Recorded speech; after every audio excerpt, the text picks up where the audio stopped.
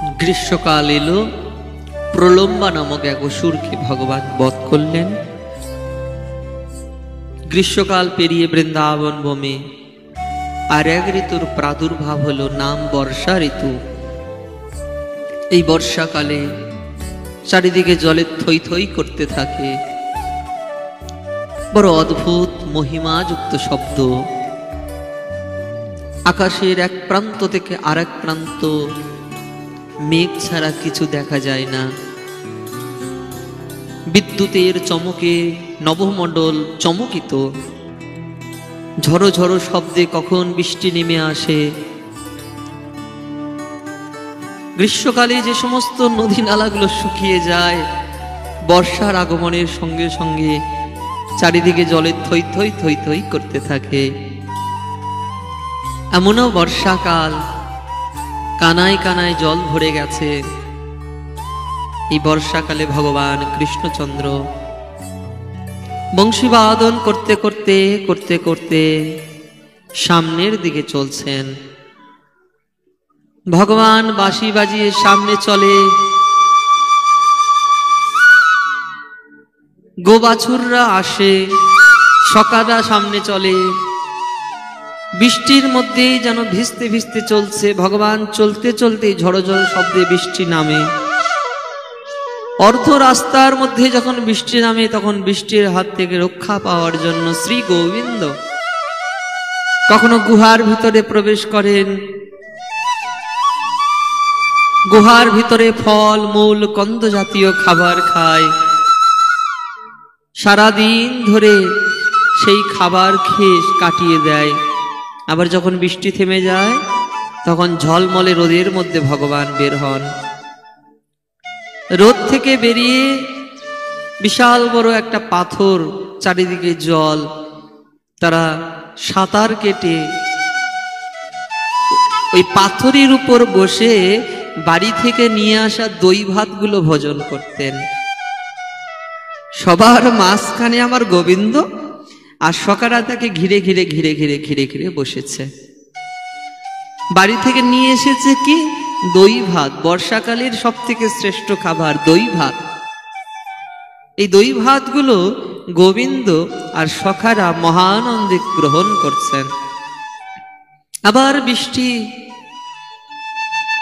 সারাদিন ধরে ওই বৃষ্টিতে ভিজে ভিজে গোচারণ করে পুনরায় ভগবান বংশীবাদন করতে করতে পরন্ত বেলা সূর্য ডুবে যায়। ঠান্ডায় যেন থরথর করে কাঁপতে কাঁপতে সখাদেরকে সঙ্গে করে নিয়ে অবশেষে গৃহাভিমুখে আসেন। মা যশোদা শুধু না, অন্যান্য ব্রজবাসী মায়েরা নিজেদের সন্তানের দিকে তাকিয়ে থাকতেন, কখন আসবে। সারাদিন ধরে বৃষ্টি হচ্ছে, না জানি ছেলেগুলো কোথায় গোচারণ লীলা করছেন। সন্ধ্যাবেলা ফিরে আসার সঙ্গে সঙ্গে সন্তানকে যেন সুন্দর করে গা মুছে দিতেন তোয়ালা দিয়ে। হাত পায়ের মধ্যে গরম তেল মাখিয়ে দিয়ে গরম গরম সুস্বাদু ব্যঞ্জন রন্ধন করেছেন মা যশোদা। সেই সুস্বাদু ব্যঞ্জন সন্তানকে মনের আনন্দে ভোজন করাতেন, তারপর শয়ন দিতেন। গোবিন্দ শোয়ার ঘরে ঘুমিয়ে পড়তেন। পূর্ব দিকের বাতাস লেগে সন্তানের শরীরের মধ্যে যাতে সর্দি কাশি জ্বর না এসে যায়, এই জন্য পুনরায় জানলা বন্ধ করে দিতেন। আর সেই অদ্ভুত মুখচন্দ্রিমাকে দর্শন করে মা যশোদা দরজা বন্ধ করে বাইরে আসতেন।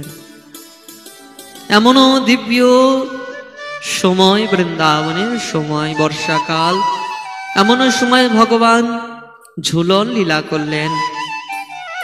একদিকে শ্রীমতী রাধা রানী বর্ষানা, আর দ্বিতীয়ত নন্দগ্রাম, মাঝখানে সংকেত বন। সংকেত হওয়া মাত্র গোবিন্দ আসতেন, আর রাধারানী ললিতা বিশাখাকে সঙ্গে করে নিয়ে আসতেন। ললিতা বিশাখা তথা সুচিত্রা চম্পকলতা রঙ্গদেবী সুদেবী কথন তুঙ্গবিদ্যা ইন্দু রেখা এই অষ্ট সখী লেখা এবে কহি নর্ম সখীগণ, সেবা পরা সখীগণ অসংখ্য তাহার গণ, মুখ্য মুখ্য করিয়ে গণন। আহা, এত সুন্দর সেবা চলছে, ঝুলন লীলা, রাধা গোবিন্দ বসেছেন, তোরা আস্তে করে দোলানা।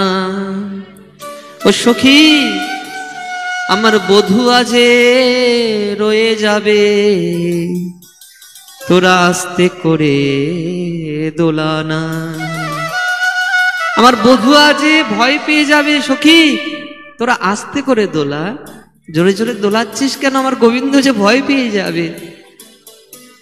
এমন রাধারানী দিব্য ভাব ঝুলন লীলা বর্ষাকালে হয়েছিল।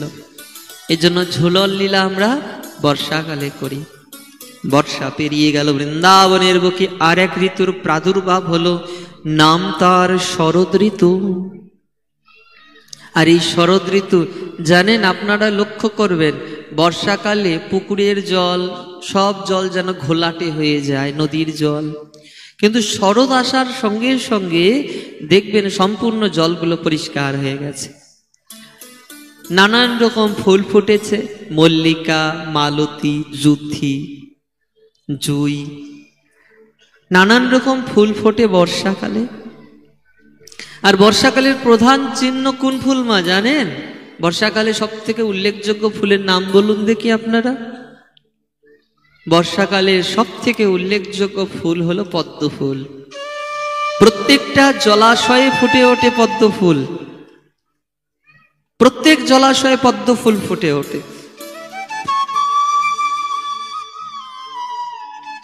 এমনও দিব্য পদ্ম ফুল প্রত্যেকটা বৃন্দাবনের জলাশয়ে ফুটে উঠেছে।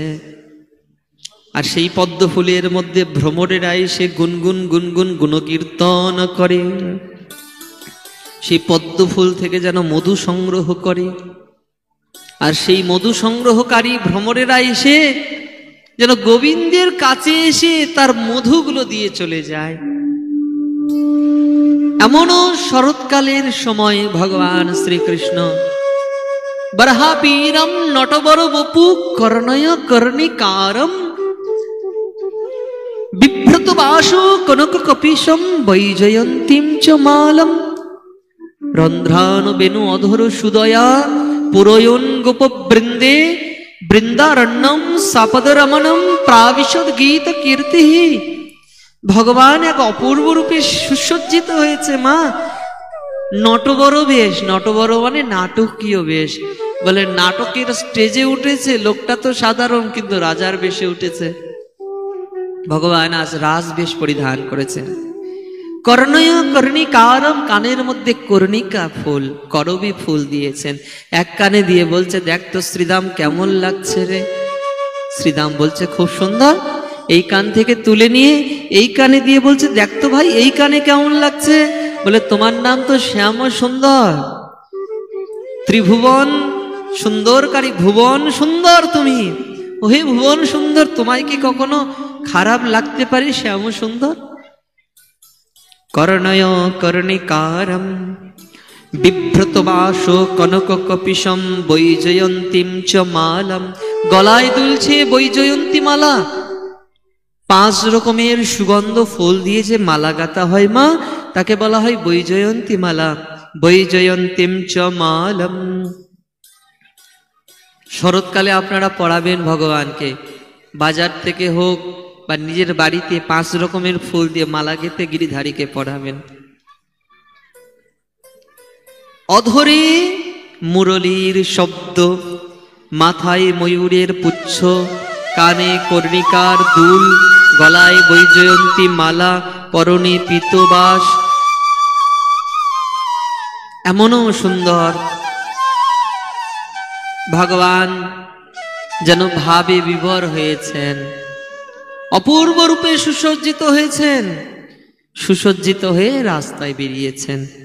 সবার সামনে গোবিন্দ, গোবিন্দের পিছনে তার সখারা, তার পেছনে গাভীরা, গাভী মাতারা গোবিন্দের বাঁশির শব্দে নৃত্য করতে করতে করতে করতে ধুলো উড়তে উড়তে সামনের পথে চলছেন।